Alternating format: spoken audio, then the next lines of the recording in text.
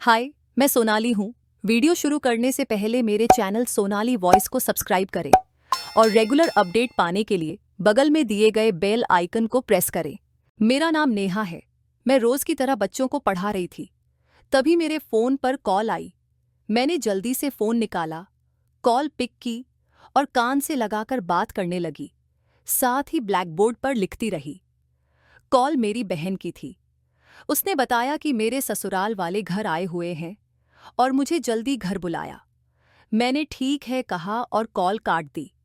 फिर जल्दी जल्दी अपना काम निपटाने लगी, लेकिन फिर भी हाफ डे लीव लेने में आधा घंटा लग गया।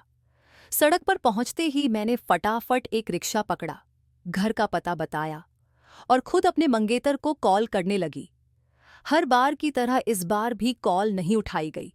मुझे नहीं समझ आता था कि वो ऐसा क्यों करता था। क्या वो सच में इतना बिजी होता था या मेरी कॉल जानबूझकर नहीं उठाता था? कई बार ट्राई करने के बाद मैंने फोन बंद करके पर्स में डाल दिया। थोड़ी ही देर में मैं घर पहुंच गई। मैं खुशी खुशी ड्राइंग रूम में गई, लेकिन अगली ही पल मेरी सारी खुशी मायूसी में बदल गई।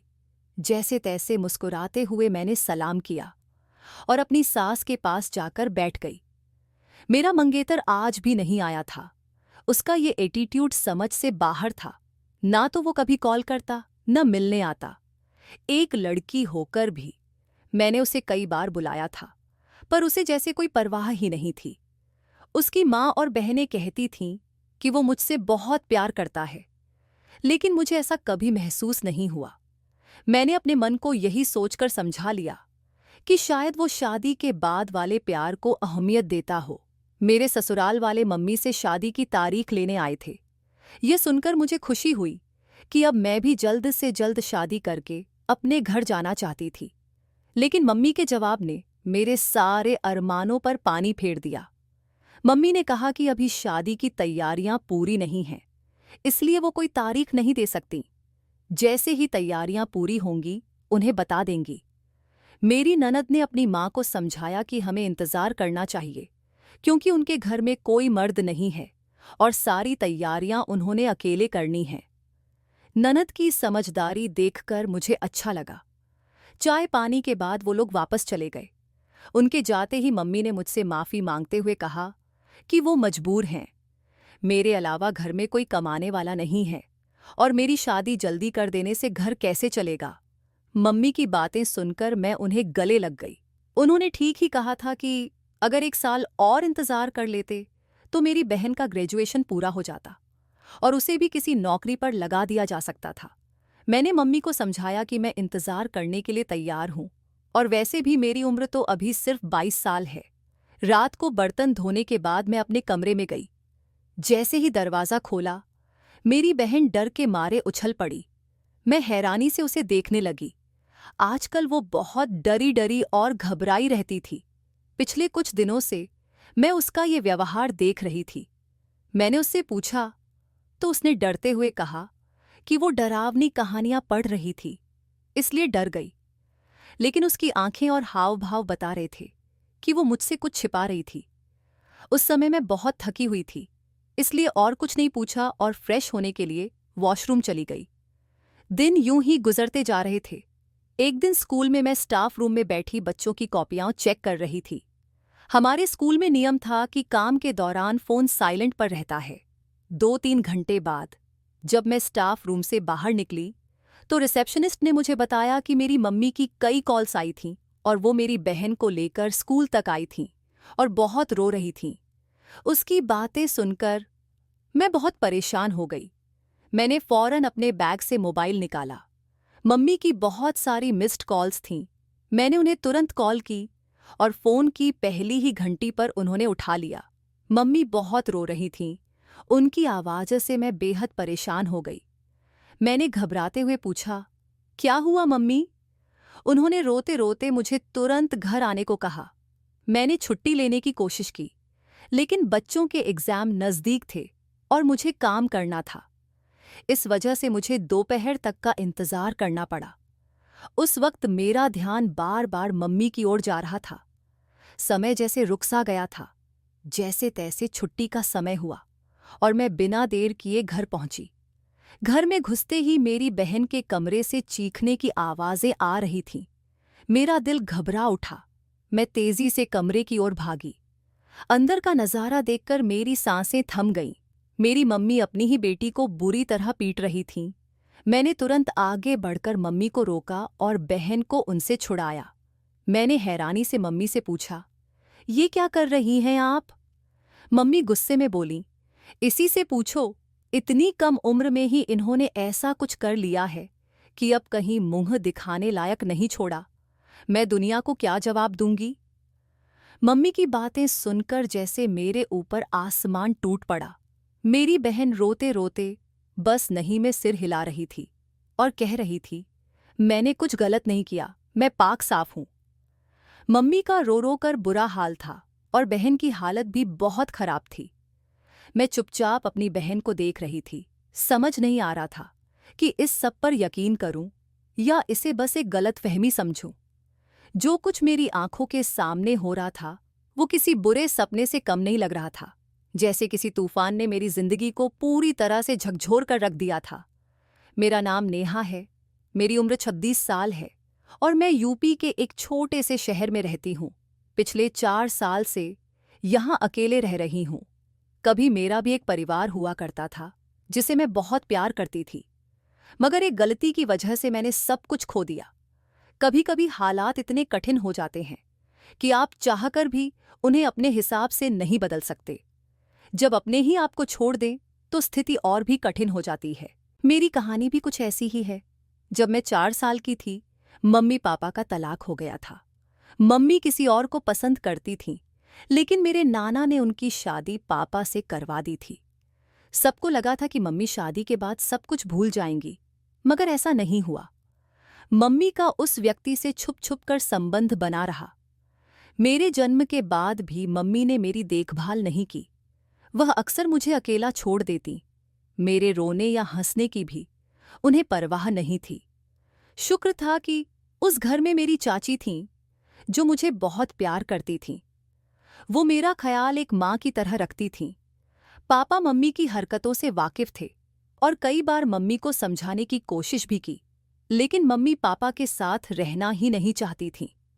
एक दिन जब पापा काम से थोड़ी देर से घर आए, तो मम्मी ने अचानक उन पर कई इल्जाम लगा दिए।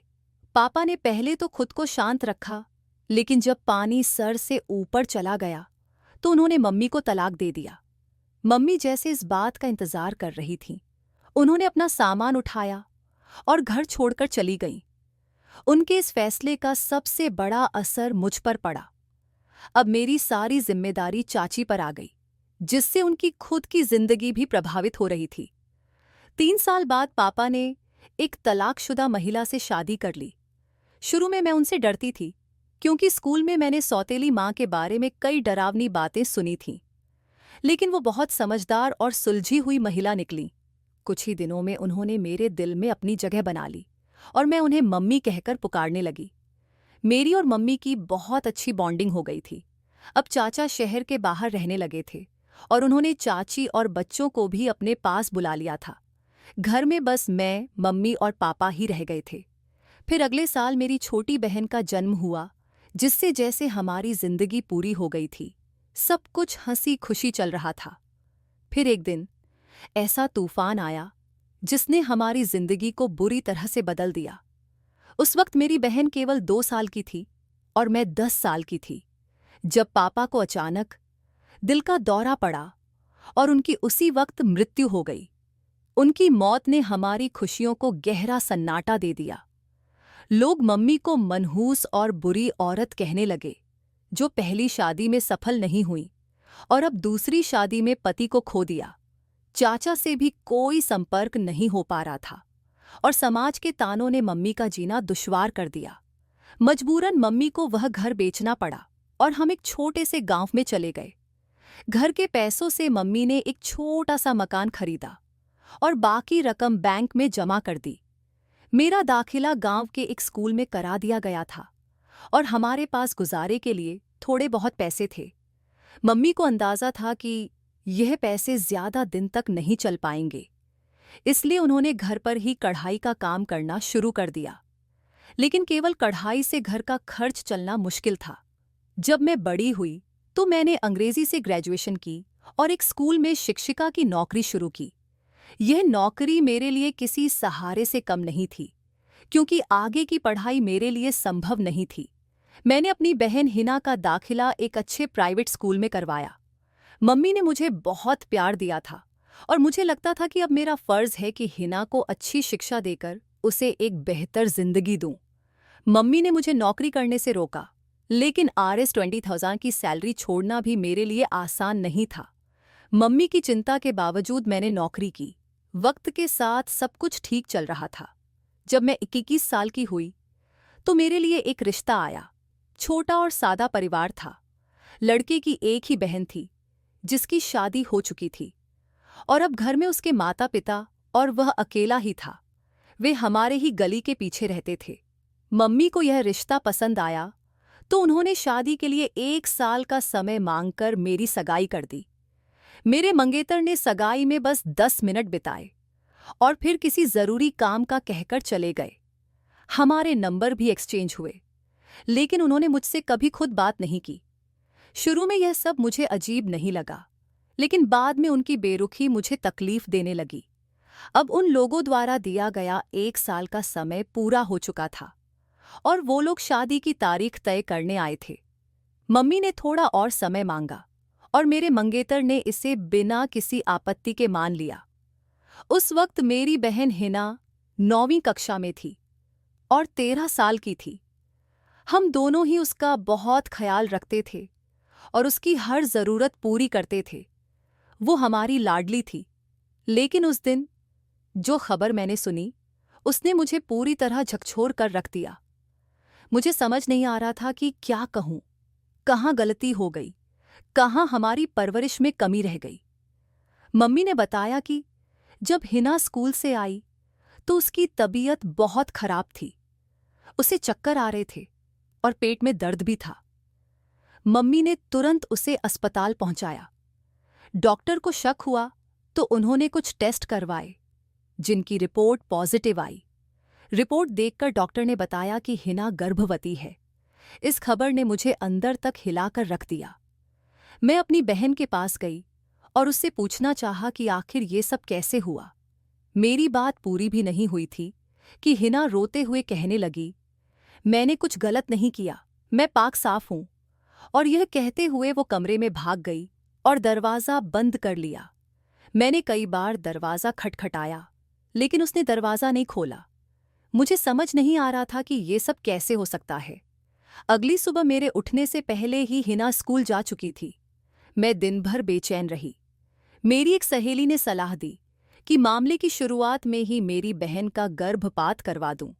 मैंने घर जाकर मम्मी और हिना से बात की, लेकिन हिना ने गर्भपात कराने से साफ इनकार कर दिया। उसे न तो अपनी बदनामी की परवाह थी और न ही अपने दामन पर लगे इस कलंक की।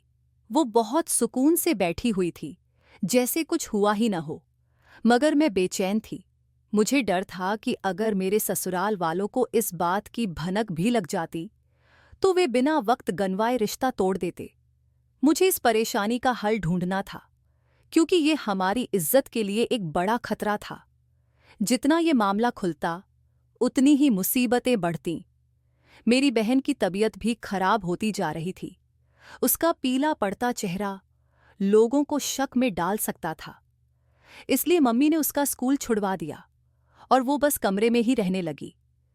मैंने बहुत कोशिश की कि वो इस मुसीबत से बाहर निकल आए, लेकिन वो किसी भी तरह से तैयार नहीं थी। मैं रसोई में खड़ी दूध गर्म कर रही थी और मन में यही सब सोच रही थी। जब दूध गिलास में डाला तो मैंने जेब से एक छोटी शीशी निकाली जिसमें गर्भपात की दवा थी। मैंने दवा को गिलास में मिलाना शुरू किया। मेरे हाथ कांप रहे थे, पर मैं खुद को दिलासा दे रही थी कि ये सब उसकी भलाई के लिए कर रही हूं। वह खुद अब भी बच्ची थी। वो कैसे एक बच्चे को संभाल सकती थी, वो भी इस तरह। दुनिया ऐसी लड़कियों को जीने नहीं देती। मैंने उसे इस कठिनाई से बचाने के लिए दूध में दवा मिलाई और फिर गिलास लेकर उसके पास चली गई। उस समय मुझे अपने के पर शक हो रहा था, लेकिन मेरी मंशा गलत नहीं थी।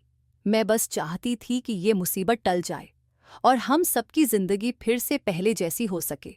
वो बेड पर लेटी थी। मैंने उसे दूध का गिलास देते हुए कहा, इसे पी लो, मैंने अभी गर्म किया है। उसने दूध पीना शुरू किया और मुझे अजीब नजरों से देखने लगी। उसकी नजरों से मुझे डर लगने लगा। इसके बाद मैं रोज उसे दूध में हल्की सी दवा मिला देती थी। 1 हफ्ते बाद ही इसका असर दिखने लगा। हालांकि पहली डोज में ही असर होना चाहिए था, लेकिन शायद कम मात्रा के कारण थोड़ा वक्त लग गया। उस दिन भी मैंने दूध में दवा मिलाई और सोने के लिए अपने कमरे में आ गई। सुबह जल्दी उठकर स्कूल चली गई, क्योंकि उस दिन पेरेंट्स टीचर मीटिंग थी और मुझे तैयारी करनी थी। मैं जल्दी निकल गई थी, इस बात से अनजान कि घर में क्या होने वाला था। मीटिंग में हमारे फोन बंद कर दिए गए थे, तो पूरे दिन हम लोग व्यस्त रहे। मीटिंग खत्म होने के बाद जब घर पहुंची तो वहां अजीब सन्नाटा था। मुझे घबराहट सी होने लगी। जैसे ही मैं अंदर गई, देखा मम्मी बहुत बुरी हालत में रो रही थी। मैंने मम्मी को संभालने की कोशिश की। मम्मी ने अचानक मुझे थप्पड़ मारा और बोली, कैसे तुम इतनी पत्थर दिल हो सकती हो? तुमने अपनी ही बहन की जान ले ली। मम्मी के शब्दों ने मुझे हिलाकर रख दिया।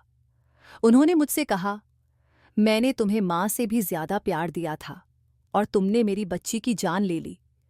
मैं कुछ कहने की कोशिश कर रही थी, पर मम्मी मेरी कोई बात सुनने को तैयार नहीं थी। सच तो यही था कि मेरी दी हुई दवा ने ही मेरी बहन की जान ली थी।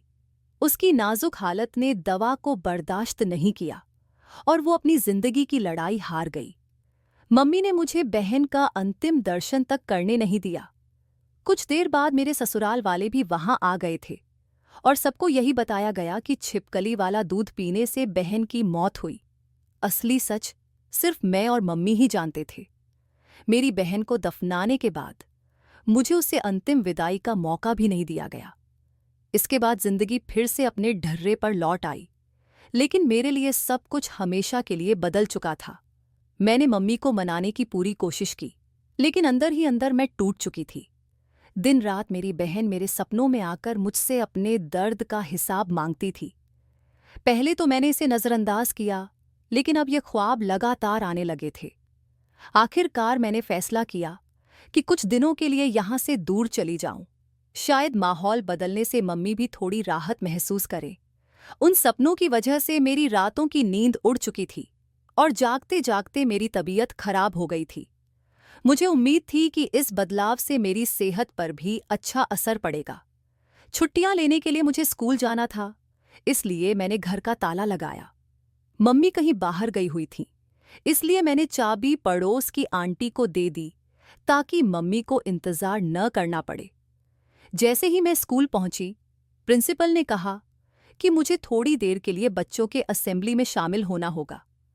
मैं उनके साथ चली गई, लेकिन असेंबली में अचानक मेरी तबीयत खराब लगने लगी, तो मैंने सोचा कि डॉक्टर के पास जाकर चेकअप करवा लूं।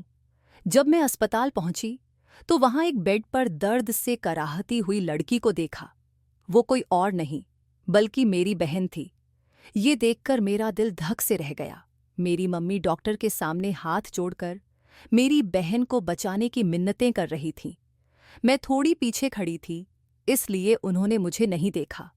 कुछ ही देर में डॉक्टर ने मेरी बहन को लेबर रूम से बाहर निकालकर ऑपरेशन थिएटर में शिफ्ट कर दिया।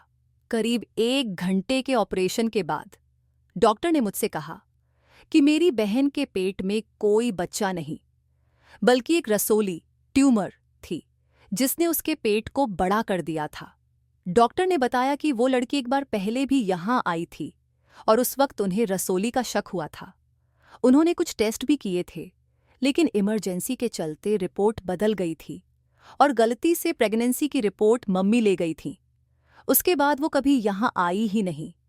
अगर समय रहते ये बात पता चल जाती तो मेरी बहन को इतनी तकलीफ से न गुजरना पड़ता। डॉक्टर ने रसोली का पैकेट मुझे दिया, जिसे लेकर मैं सीधा मम्मी के पास गई। मम्मी मुझे देखकर चौंक गईं। उन्हें मेरी यहां आने की उम्मीद नहीं थी। मैंने वो पैकेट मम्मी को दिया और कहा, ये है आपकी बेटी की असली हालत। ये वही रसोली है जिसे आप बच्चा समझकर 9 महीने से उसकी जान पर भारी पड़ने दे रही थीं। देखिए, इसने उसकी पूरी जिंदगी में कैसी तबाही मचाई है। मम्मी के पास मेरे किसी भी सवाल का कोई जवाब नहीं था। शायद उन्हें मुझ पर भरोसा नहीं था। उन्हें लगा था कि मैं उनकी बेटी को नुकसान पहुंचा दूंगी। ये सोचकर मैं टूट चुकी थी कि पिछले कुछ महीनों से मैं अपने ही दिल पर यह बोझ लेकर चल रही थी कि मैंने अपनी बहन की जान ले ली है। खुद से नजरें मिलाना मेरे लिए मुश्किल हो गया था। मैंने मम्मी और बहन को अस्पताल में ही छोड़ दिया और बिना किसी को बताए दूसरे शहर चली आई। उनके इस धोखे ने मुझे पूरी तरह से तोड़ दिया था। मुझे लगा कि जो कुछ भी मैंने किया वो सब उनके भले के लिए था, लेकिन उन्होंने मुझ पर यकीन नहीं किया। दूसरे शहर में जाकर मैंने एक स्कूल में नौकरी के लिए आवेदन किया और अनुभव के आधार पर मुझे काम भी मिल गया। एक महिला ने मुझे अपने घर में रहने की जगह भी दे दी। अब मैं मम्मी और छोटी बहन को उनके बैंक अकाउंट में पैसे भेज देती हूँ, लेकिन दोबारा उनसे मिलने की हिम्मत मुझ में नहीं है। जब भी ऐसा सोचती हूँ, मुझे वो रातें याद आ जाती हैं जब बहन की मौत का ख्याल मुझे सोने नहीं देता था। दोस्तों, मुझे उम्मीद है कि आपको मेरी कहानी पसंद आई होगी। अगर आपको ये कहानी पसंद आई हो तो वीडियो को लाइक करें, चैनल को सब्सक्राइब करें और नोटिफिकेशन बेल ज़रूर दबाएं ताकि अगली कहानी का अपडेट सबसे पहले आप तक पहुंचे।